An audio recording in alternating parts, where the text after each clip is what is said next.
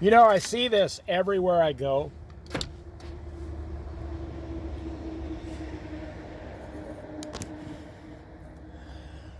Eventually, I'm just going to stay within like 30 miles of my house and never go anywhere else. I'm sitting here at this beautiful lake. And this will explain what's going on in our world today 100%. I'm at this beautiful, beautiful lake. You can see it in front of you. These guys show up from California. Loud, pushy. Their dad was with them about my age, and then the next guy was the son, 40 years old, and then he had his son with him, 20 years old. That's fine. That's great. Grandpa, dad, and son trip. But they're not enjoying anything.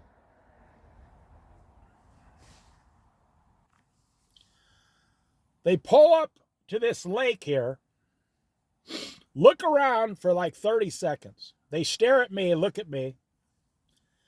They must have figured I was safe or something. They get out. Or there was 3 of them and only 1 of me. They get out.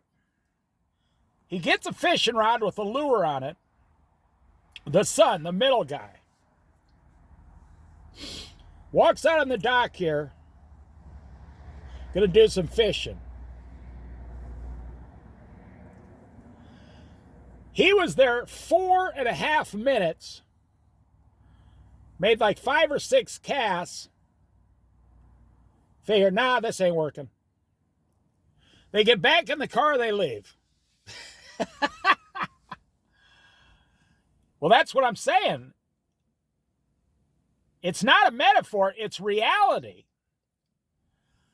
All young people I see driving are going 90 miles an hour down the road. Tailgate, get out of my way, tailgate. That's why a lot of young people don't want to drive at all.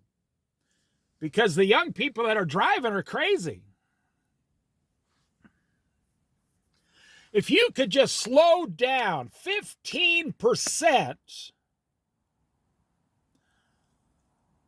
go 15% slower, you would enjoy life about 30% more than you are right now.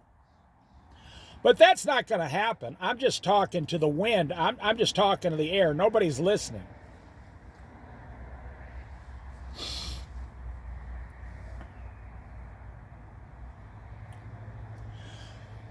Now, they were headed towards California. They'll probably be there tomorrow or maybe late tonight. You're doing 1,000 things a month, but you're not enjoying even 50 of them.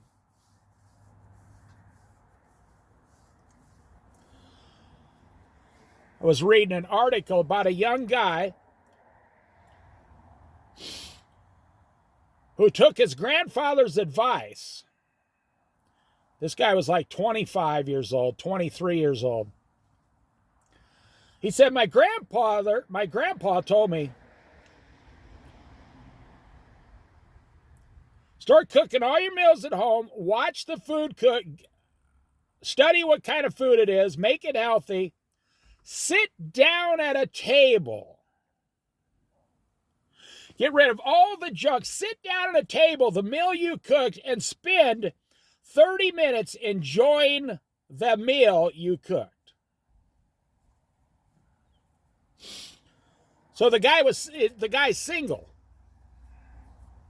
He said, I'm going to give it a try. It's just one thing. He said, I know it's not going to work. He said, nothing like that could change my entire life. Boom, just like that. Boom. The kid said, wow. He said, I've never been so relaxed. I've never enjoyed food like that. Apparently, he grew up, his mother, single mother, a lot of ready to eat, food out of a bag. The grandfather told him, sit down and make your own chicken, your own steak, your own pork chop, your own baked potato. Slowly. I guess it started because he asked his grandpa, what's that on your kitchen table? And the grandpa was soaking some beans for 3 days in a mason jar. I mean, you can soak beans as long as you want. You put some salt in them and stuff. And he said, after 3 days, I'm making the best bean soup you've ever had in your life. He said, I'm making, his 80-year-old grandpa said, I'm making an afternoon out of it. I'm going to make the beans. I'm going to slowly simmer them for 6 hours, and I'm going to have a big, huge bowl of bean soup that afternoon when the sun is setting with some homemade bread. So he talked to his grandson and said, you're not enjoying life because you don't enjoy anything. You go to fast food, you get something in your hand, you shove it in your mouth, it's gone. So the kid said, changed my whole life. He said, I've never eaten out again, ever. He said, now every single thing I do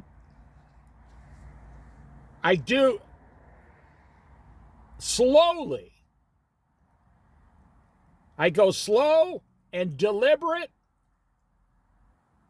He said, like cooking a meal, if I'm fishing, I'll spend several hours fishing.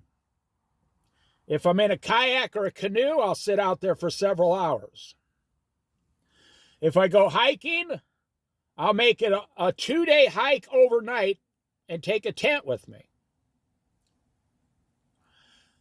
The young man learned a lesson from his grandfather's bean soup. He said, I do way less stuff now, but the stuff I choose to do, I enjoy like 25 times more than I did before. So his whole life, and then it bled over to his job. He started thinking about his job, slowing down a little and doing a better job. And now he enjoys the work he does, and it's the same work he used to hate doing earlier. And now he enjoys doing it. So I'm sitting here at this lake for about, a half hour. I just pulled over here for a half hour. I'm actually looking at this spider on this web here in the sunshine, trying to catch a fly or a gnat. I'm watching a kingfisher fly back and forth, and watching some dragonflies land right on the tips of these bent reefs up here. I haven't seen any ducks. They're all starting to get ready to fly south, but it's about 72 degrees here right now. Tomorrow's only going to be 60 degrees. The sun is just burning perfect out here right now. And I've been doing this my whole life.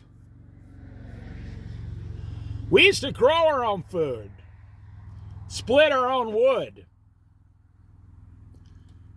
plant our own grass, plant our own trees, pick our own apples off our own apple trees. Pretty much, I grew up, everything was slow.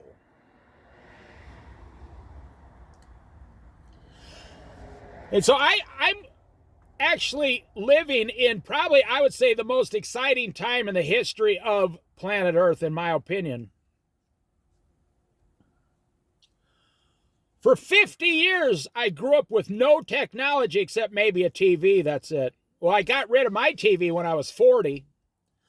My technology, I didn't have a cell phone until I was 50, about 13 years ago.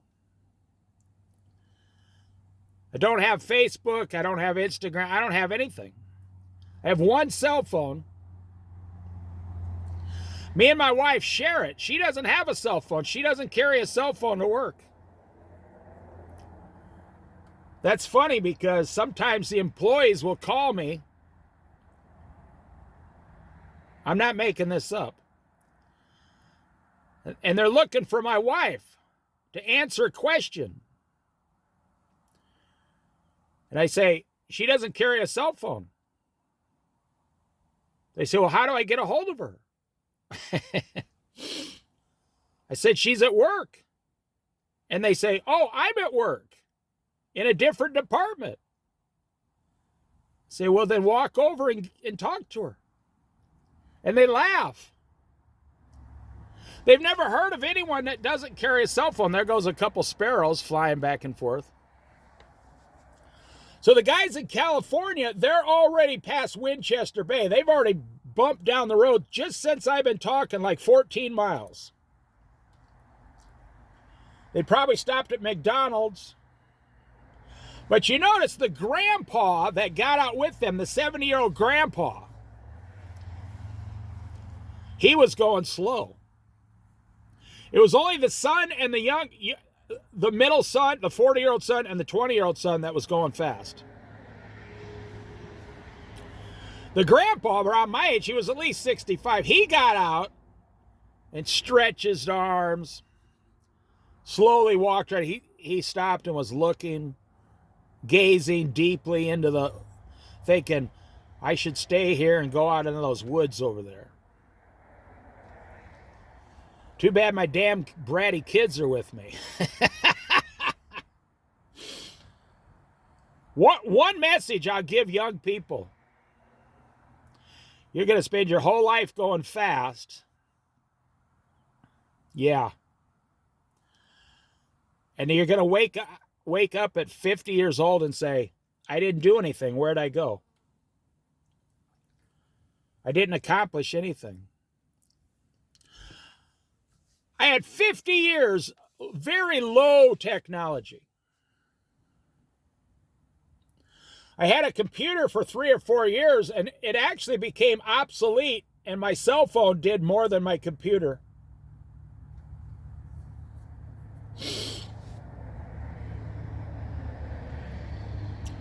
Now I just put up videos on my computer.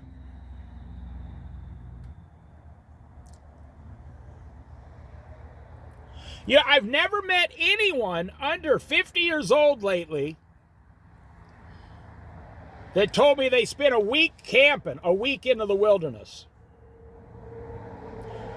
Very rare. I do have a friend who lives in a trailer who goes down to the desert every year for 5 months, down in Arizona. He used to go fast. He's not 50 years old yet. He used to go fast in life. Now he goes slow. He just learned. You can go fast, fast, fast, fast, fast, and guess what? You never go anywhere. You never accomplish anything. How is it going to benefit you or anyone around you that you want to help, like your family? If you work from age 20 to 50, 30 years, you save no money, you don't cook any of your own meals, you shove about 4 hours a day of technology in your brain, mostly entertainment,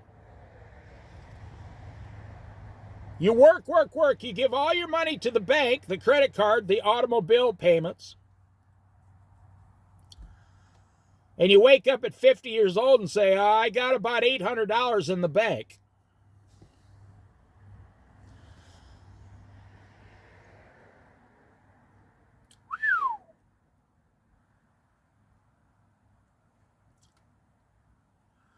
You would be, I tell young people, you'd be better off to live in your car, and instead of giving your money to the bank for a house, your house payment is $1,500 to $3,500 a month. They're like, yeah. Put $1,500 a month into an RV for 10 months and you'll have a $15,000 RV. Now you move from your car to your RV.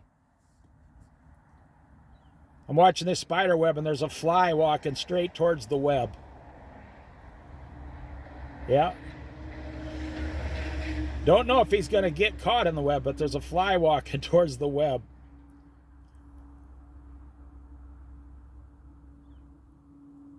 You know, they say curiosity killed the cat. That's for sure.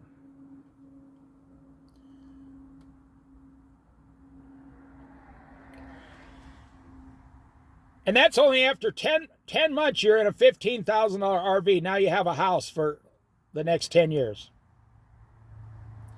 And you sacrificed. Now, I know people who've done it. That's what, and they still go to work 40 hours a week to get their money.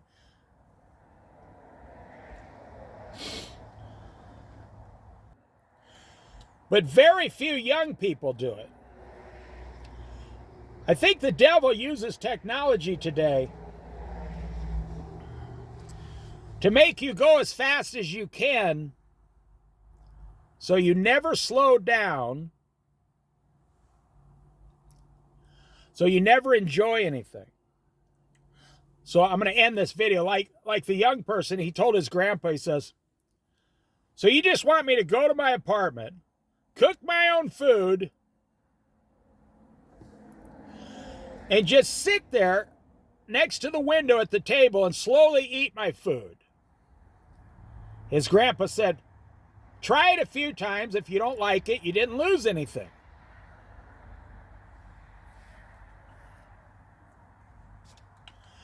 The kid tried it one time and was addicted. First thing he said happened was he's never tasted food so good.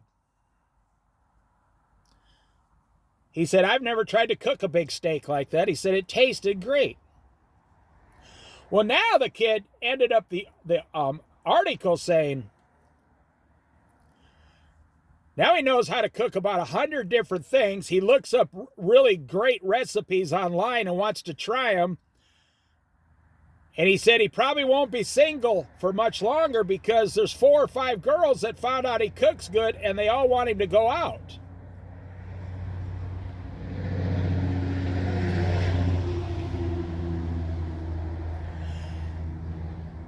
I mean, this ain't the kind of kid that's going to run around like that. He's going to pick one girl.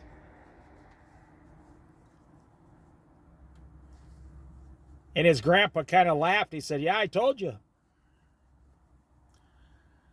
And he asked his grandpa, he said, Grandpa, where'd you learn all this stuff? And the grandpa laughed. Said, I didn't learn it. We were born and raised that way our whole life. There was no technology, no TV, no games, no refrigerators, no DVD players, no video games. We just sat at home, and the big event at that night was your meal with your family, and then we might go outside and play a little bit and go to bed when it got dark.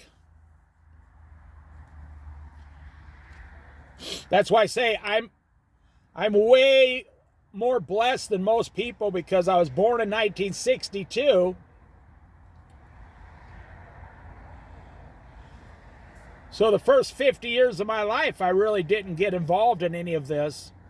And even today, I go extremely slow. I go slower than 95% of people on Earth. Well, in the United States, I'll put it that way. In other countries, they still live this way. There is a fly in that web now. It's not the same fly, but it's a different fly. And the fly is moving around, trying to get away from the web, but it won't. It's stuck.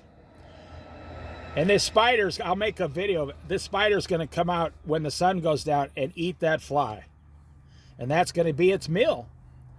So that's a good place to end. Let's think of the patience of this spider waiting for a fly to go in that web. Sometimes it might take 2 or 3 days. That spider will just sit there the way God created it, intended it, until that spider gets in that web, and then it'll come out and have, fly steak for dinner.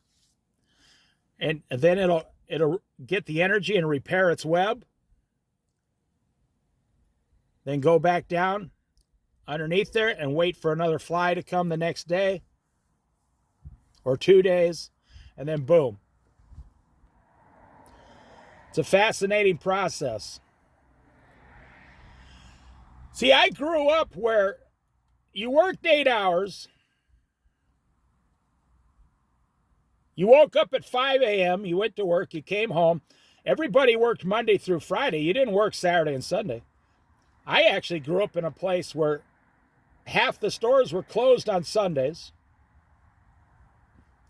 And it wasn't because of religious reasons. It was because of common sense. Imagine that. Because the store owner said, why would I be open 7 days a week?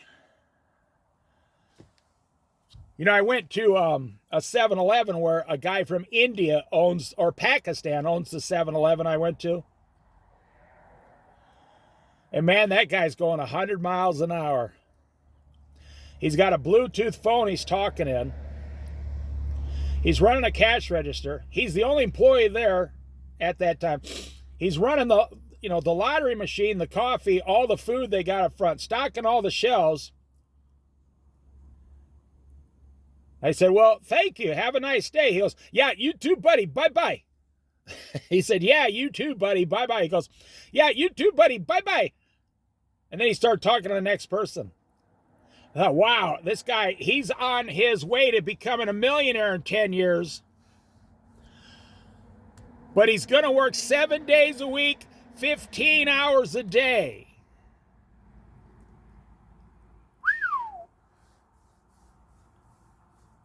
No, thank you.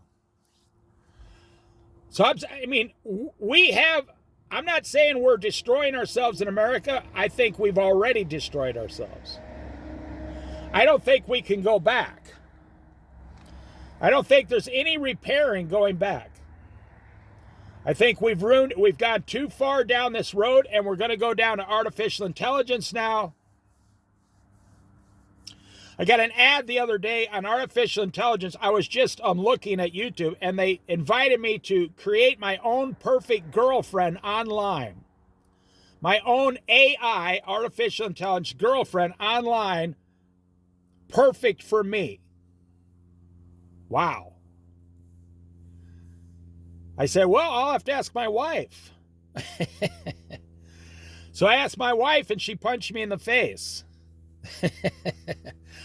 No, that's where it's going. You don't even need a girl anymore. You're going so fast, you don't even have time for a girl. You can just create one online to look at and talk to.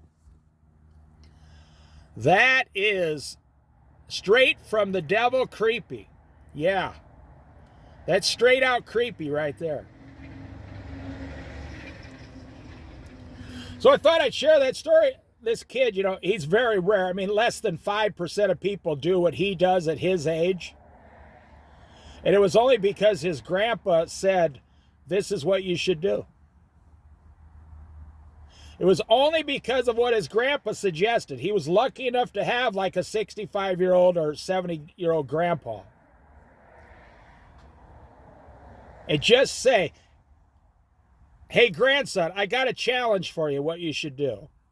And it was just because the kid said, what is that on your kitchen table in that jar? He said, those are mixed beans. I'm soaking them for 3 days.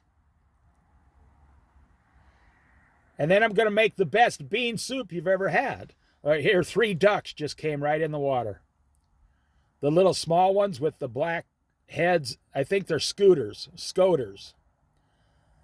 And the white on the side of their eyes.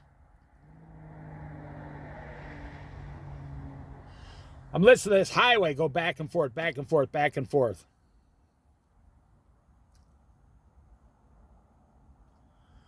I think when I get older, before the rapture, me and my wife will just kind of disappear into the lost, wildernesses of Oregon and then just put up videos like once every 3 months of what we were doing out there.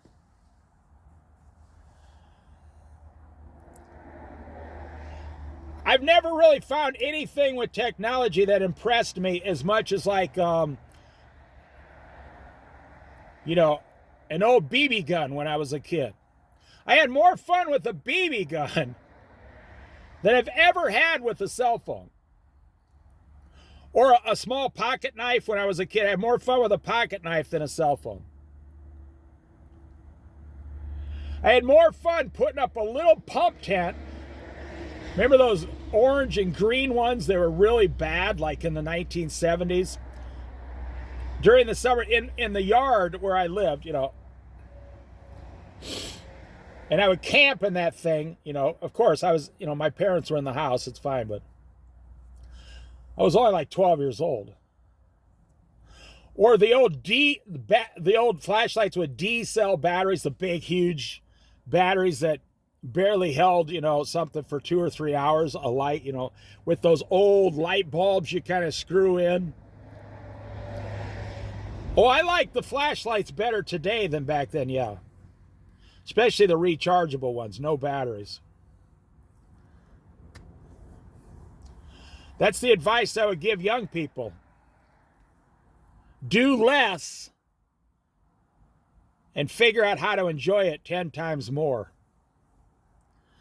That fly, I don't know if it's the same fly. I mean, they don't have name tags, obviously.